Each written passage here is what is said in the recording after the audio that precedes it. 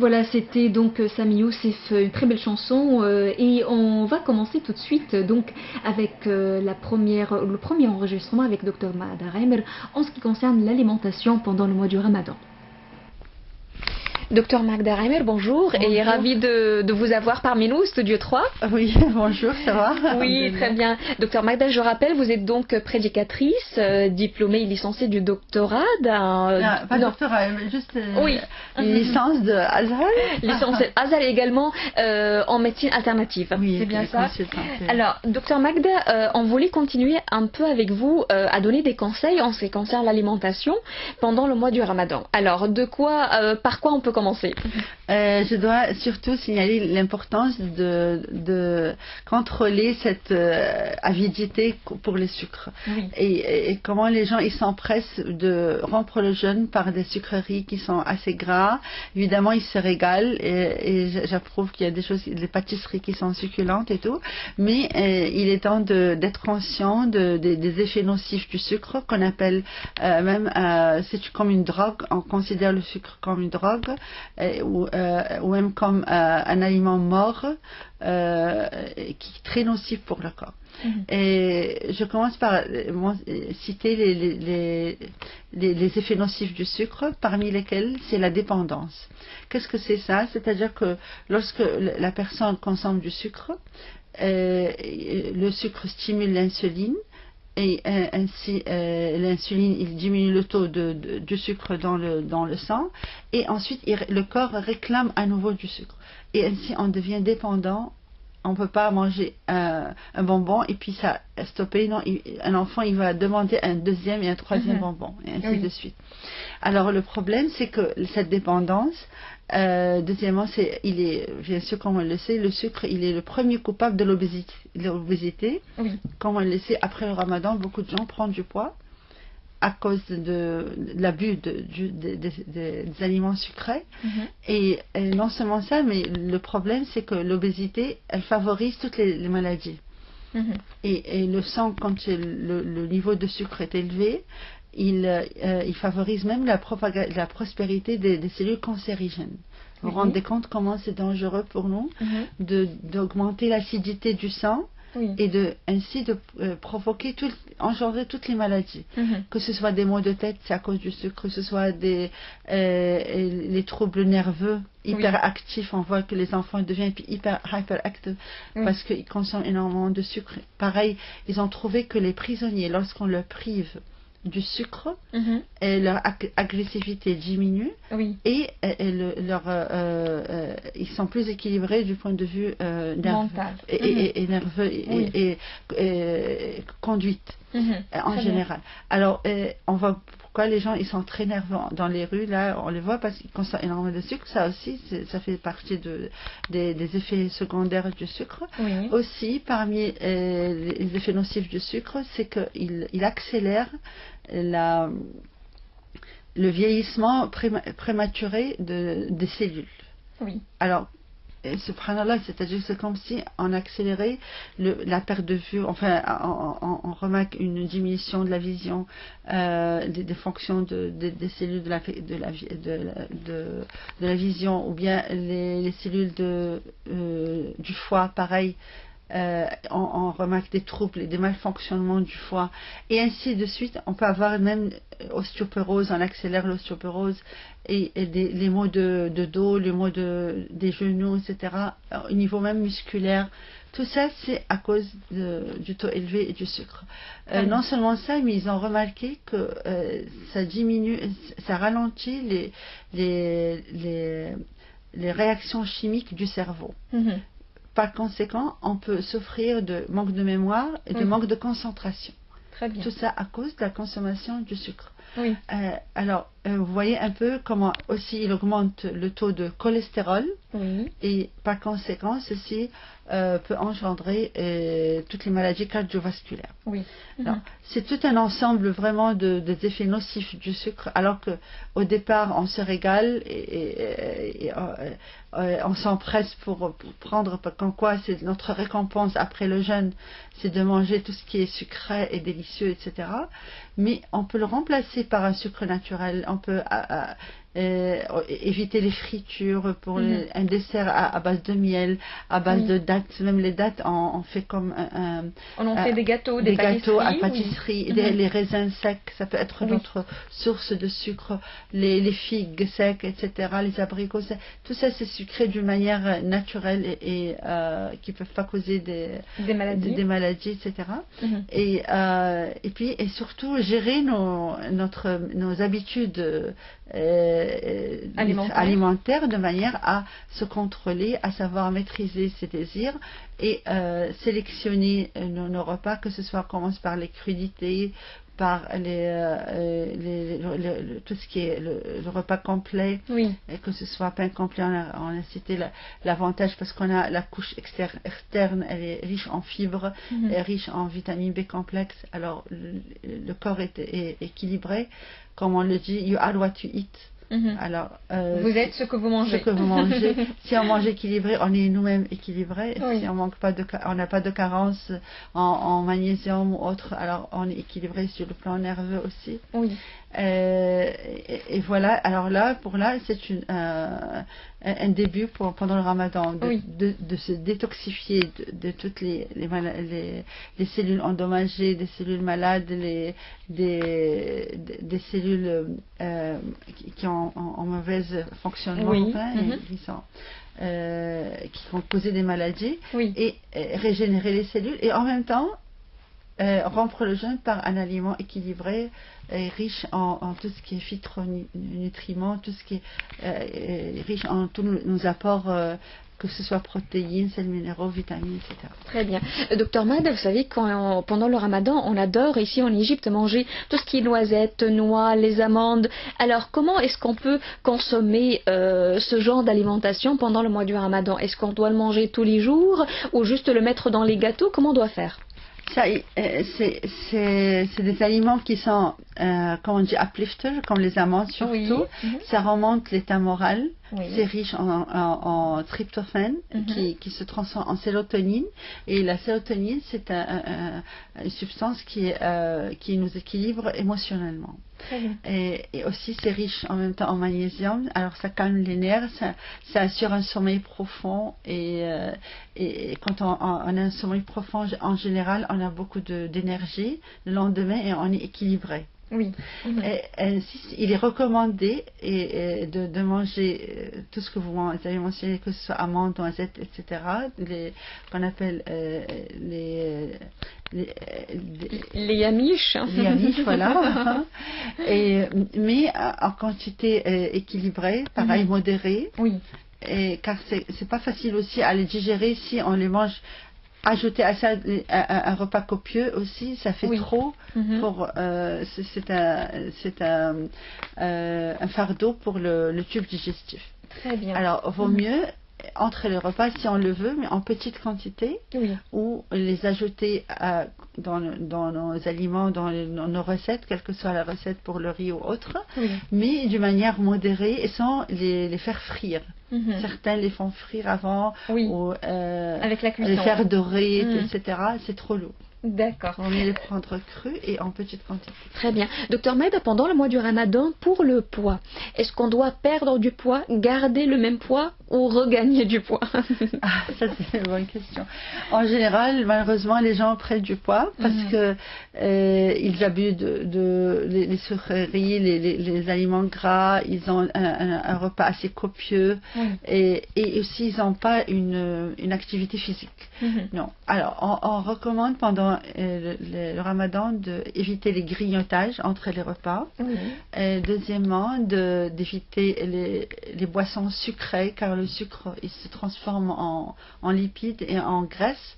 Et c'est le premier, on peut l'accuser comme la première cause de l'obésité.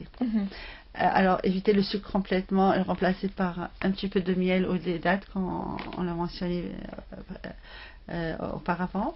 Et aussi faire une activité physique, mais pas intensive, d'après notre énergie, mais une petite marche à pied. Comme le prophète l'a incité, il a dit Azibu ta'amakum bi-dhikri was-salah wa la tanamu 'alayha fataqsu qulubakum. Alors, qu'est-ce que c'est? Alors, il faut essayer de dissoudre, si on peut dire, et faciliter la digestion, c'est un peu la traduction, par l'invocation d'Allah et par la prière, juste après le repas, Oui. et jamais dormir après avoir consommé un repas copieux, car ceci rend le cœur dur et évidemment il peut causer des ballonnements, des troubles de digestion normalement. Oui. Alors, ça c'est, je pense que c'est un conseil précieux du prophète sallallahu alayhi wa sallam. Il y a aussi un autre conseil qui nous évite de consulter un médecin et de garder sa ligne. Qu'est-ce que c'est? C'est Imam Ali, le compagnon Ali ibn Abi Talib. Il nous conseille 4 conseils qui sont précieux à mon avis. Il a dit la ta'kul ta'amak illa wa anta ja'a, c'est-à-dire il ne faut pas manger sauf si on a faim. ولا تنتهي عنه إلا وأنت تشتهي, c'est-à-dire il ne faut pas manger à satiété, il faut stopper de manger avant de sentir qu'on est rempli, qu'on est full, comme on dit. Et جود طعامك, il faut mastiquer nos aliments, et ça aide à une bonne digestion, ça nous aide à profiter de chaque aliment, avoir le plaisir aussi de manger, et profiter parce que ça rend une digestion facile, le fait de bien mastiquer, et prendre du temps aussi, et pas manger rapidement, finir rapidement, et puis ensuite on souffre du ballonnement, etc. Et le dernier conseil, c'est c'est-à-dire d'avoir un bon transit intestinal, d'évacuer tout le temps au fur et à mesure tout ce qu'il y a dans l'intestin, d'éviter les constipations qui peuvent causer une accumulation des toxines. Et la circulation de ces toxines dans le corps peut causer des maux de tête. Et évidemment une intoxication aussi, parce que ces toxines peuvent même se transformer en des matières carcinogènes, et ça peut provoquer le cancer. Alors, comme on dit, death start in the colon, c'est-à-dire la mort débute dans le côlon, et c'est ainsi qu'il faut garder un côlon, le nettoyer au fur et à mesure. On peut donner des conseils comment nettoyer le côlon et éviter les constipations et avoir un transit intestinal parfait. Ça, c'est parmi les conseils de Imam Ali. Alors, si on fait une petite marche à pied, une activité physique, on mange tout ce qui est léger, le plus simple possible, consommer énormément de crudités, des aliments variés, colorés, que ce soit la couleur rouge, les tomates, ou la couleur orange, comme les courges, ou les carottes, la couleur verte, les épinards, le persil, etc. Et l'aubergine avec la couleur un peu mauve, enfin, si on peut dire, des aubergines, etc. Variées dans les couleurs. Et puis les poivrons colorés, etc. Ça nous donne un apport équilibré en phytonutriments essentiels pour le corps et pour garder notre équilibre, et riche en oligo-éléments. Très bien. Docteur Mabel, je vous remercie beaucoup pour tous ces conseils, et là je souhaite que tous nos auditeurs vont avoir une bonne alimentation pendant le mois du Ramadan. Je souhaite à tout le monde, comme ça ils bénéficient du Ramadan, du jeûne qui est une autre discipline, une détoxification du corps, et en même temps ils rompent le jeûne par une alimentation saine, équilibrée. Alors au bout du Ramadan, ils perdent du poids, ils sont en forme et ils ont plein d'énergie. Inch'Allah. Merci, Dr Magda. Merci. Voilà, c'était notre premier enregistrement avec Dr Magda Reimer en ce qui concerne le sucre et l'alimentation pendant le mois du Ramadan. Également, nous avons parlé bien sûr des femmes du prophète avec Dr Magda Reimer, et il nous a tracé un peu le profil de chacune d'entre elles, et nous a expliqué également le rôle de chaque femme dans l'islam, et c'est ce qu'on va écouter tout de suite. Nous allons commencer bien sûr par la première femme du prophète, la femme Khadija. On écoute.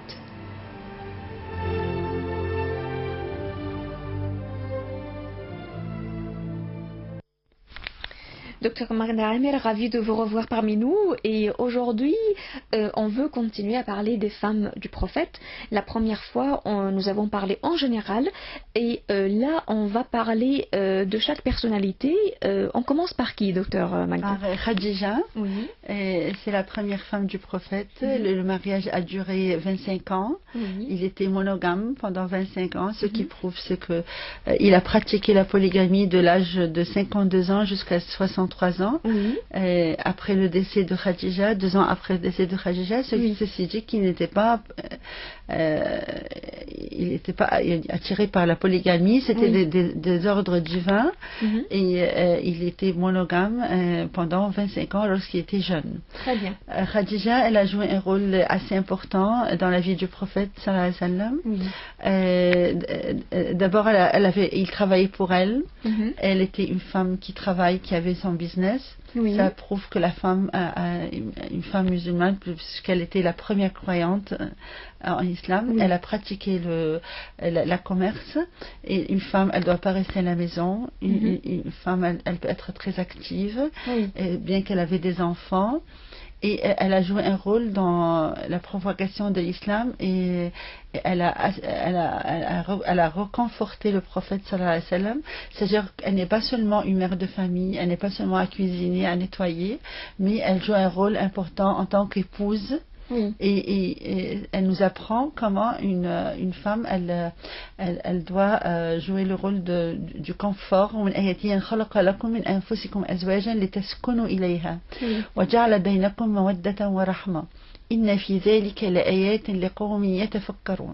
C'est-à-dire que Allah subhanahu wa ta'ala, il a créé l'épouse afin qu'elle soit une source de confort pour le mari.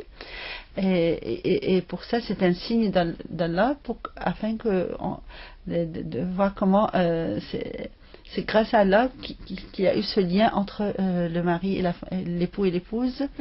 Et si une femme, elle joue le rôle d'une mère, et elle tient bien son foyer, mais elle néglige son mari, alors à ce moment-là, il faut absolument qu'elle apprenne de Khadija.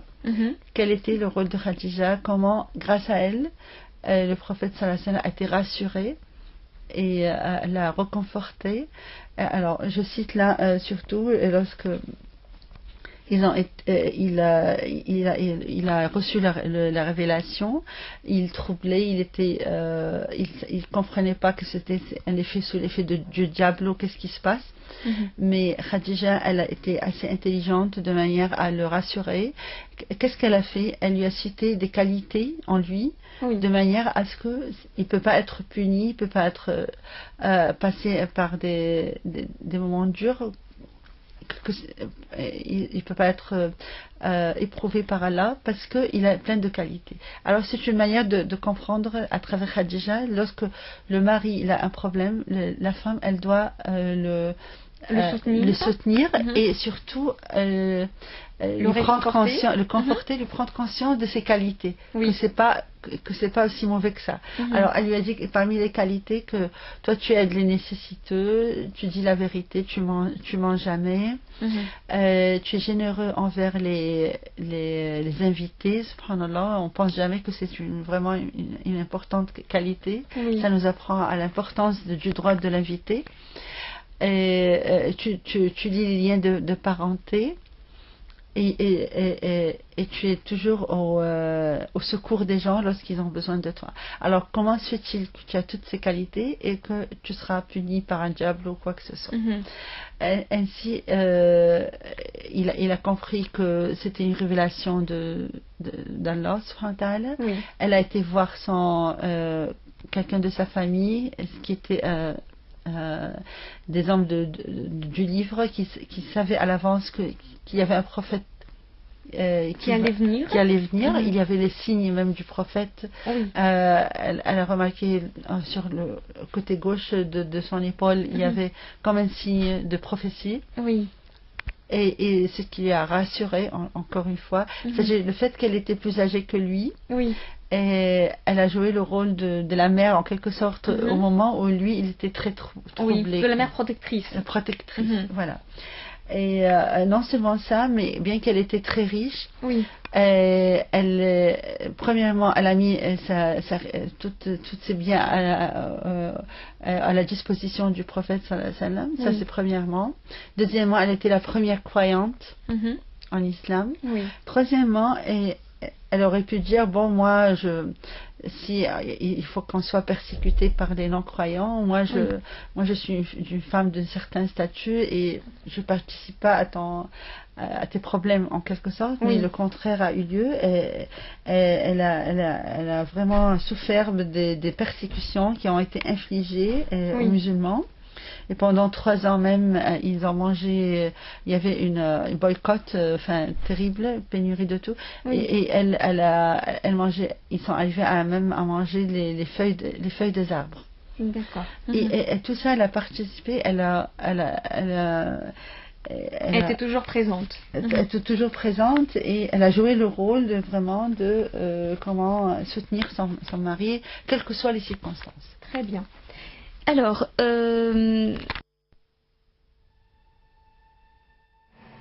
c'était la première partie en ce qui concerne donc la première femme du prophète, Khadija.